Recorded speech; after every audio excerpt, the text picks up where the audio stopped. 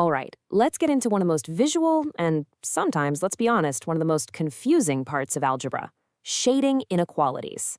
If you've ever stared at a line on a graph and felt like you were just guessing which side to color in, you are in exactly the right place.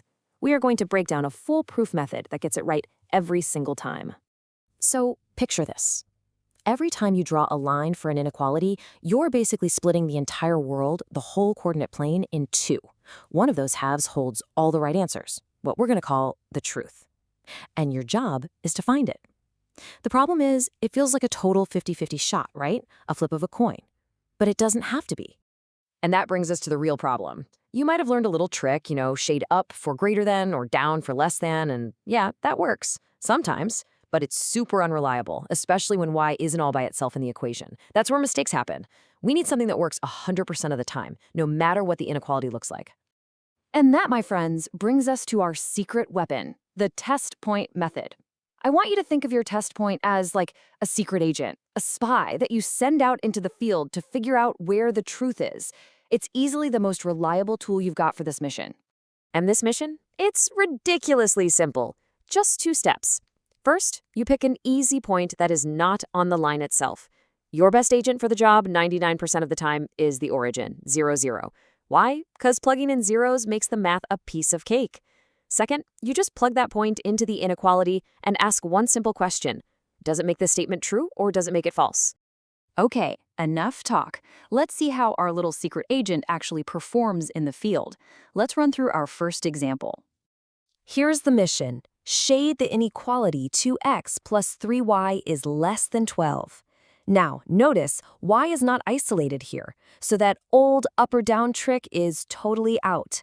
It's time to send in our agent. So we're going to deploy our favorite agent, 0, 0. We plug its coordinates into the inequality. So for x, we put in 0, and for y, we put in 0. The calculation becomes 2 times 0 plus 3 times 0. Which of course just simplifies down to a big fat 0. So now the question becomes, is 0 less than 12? Yeah, 0 is definitely less than 12. That statement is true, and that means our agent at 0, 0 is on the correct side. It's in the land of truth. So the rule is simple. If your test point gives you a true statement, you shade the entire region that includes that point. Mission accomplished. Awesome, but what happens when our agent reports back and it's a lie? Let's take a look at a different mission. This time, our mission is to shade 5x minus 2y is greater than or equal to 10. And once again, we're going to call on our trusty agent, 0, 0. All right, let's plug it in. We get 5 times 0 minus 2 times 0, which, again, just becomes 0. But now the question is totally different. Is 0 greater than or equal to 10? No way. 0 is not greater than or equal to 10. That statement is completely false. So what does that mean? It means our agent at 0, 0 has reported back from the wrong side of the line. It's in the lie zone. So what do? We shade the other side, the one that doesn't contain our lying test point. We shade away from the lie. Simple as that.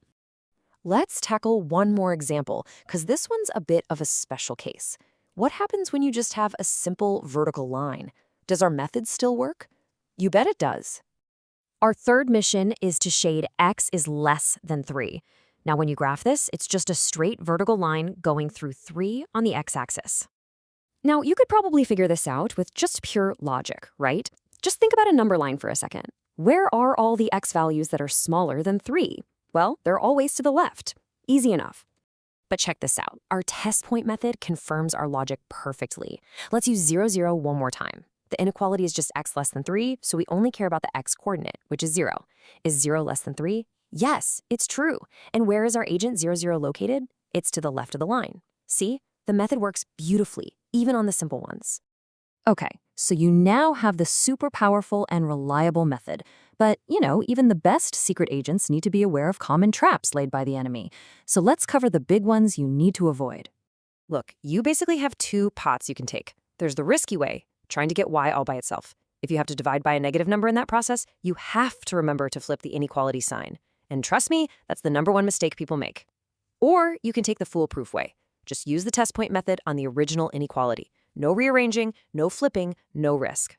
And here it is, the single most important rule of this whole operation.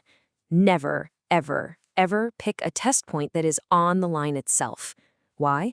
Well, if you do, your test is just going to tell you that the line equals the line, something like 12 equals 12.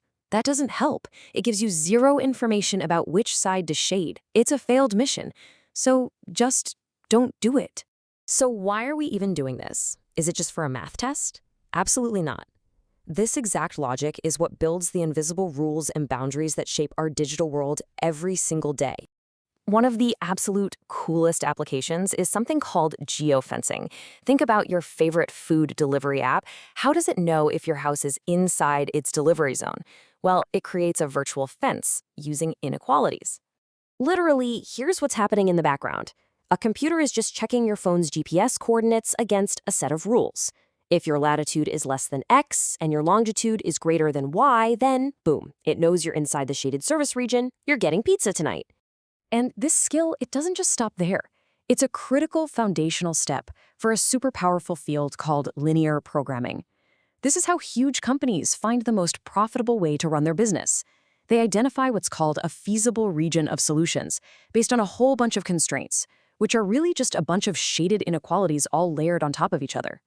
So, as we wrap this up, just think about that for a second. Math is constantly creating these invisible boundaries all around us, from delivery zones to billion-dollar business plans. And it kind of makes you wonder, based on all the constraints in your own life, your time, your money, your goals, what feasible region are you living in right now? Something to chew on. Thanks for tuning in.